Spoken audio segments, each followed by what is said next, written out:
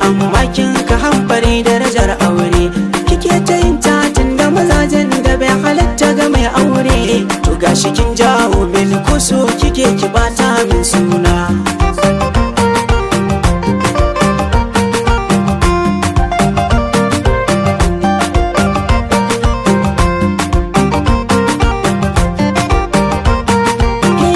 na bada labari na fadila a baya in ba ku bance ba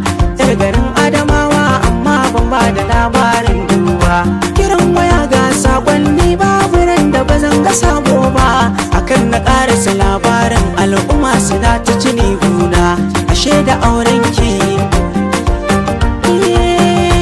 a baya na ce kiran waya ya fa 20 da take yawa da na daga sai ta yi shiru in yi magana ba amsawa har na fushi ga wayar idan ta kira ni sai ni sharewa sai ta turo tas da karanta shi sai ya sauya tunanin na bayan wayar da muka ne sai tausayi ya kama zukatana ta ce da ni maraini ya ce domin kuna rasa umina gidan mutum kara akan kaya nake saboda matar babana gashi na kama da san kaso nake ka share hawayena sanin maraici ba daɗi dandanan na yarda da zancenta sai ta ƙara tana faɗin so nake ka zamto min gata ka dinga ba da kulawa da layuwa kiran wayar ka ka amsa ta kuma in ka yarda ina so in zan kiran ka da yayana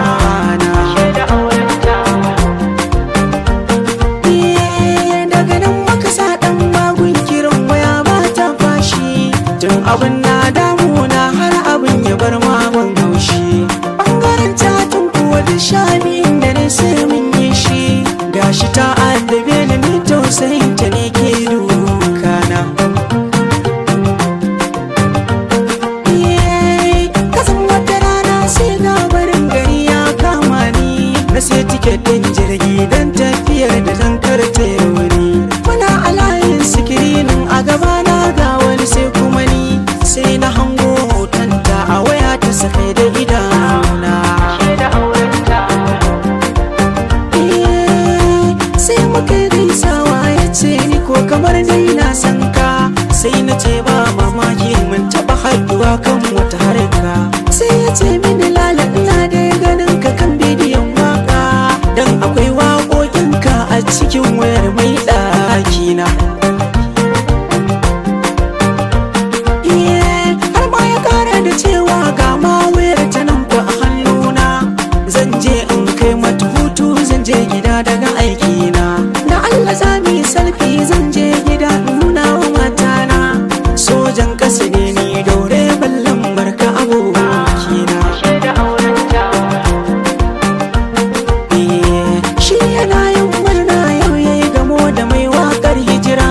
ni ko na shiga tsoro har na yi baki kamar shayi zura